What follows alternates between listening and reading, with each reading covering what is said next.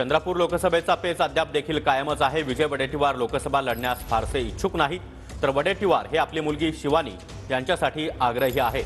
सध्या विजय वडेट्टीवार आणि शिवानी वडेट्टीवार या दिल्लीमध्ये तळ ठोकून आहेत।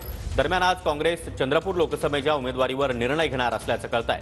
तर आमदार प्रतिभा धानोरकर या देखील महाविकास आघाडीच्या बैठकीमध्ये शरद पवार यांची आज भेट घेणार आहेत। या संदर्भात अधिक माहिती देण्यासाठी आमचे प्रतिनिधी गजानन उमाटे सध्या आपल्यासोबत आहेत। गजानन, काँग्रेसमध्येच चंद्रपूरच्या जागेवरून सध्या पेच निर्माण झालाय। नक्कीच चंद्रपूर लोकसभा मतदारसंघात एकीकडे भाजपचा उमेदवार प्रचाराला लागला तर दुसरीकडे काँग्रेसचा उमेदवार जाहीर होत नाही।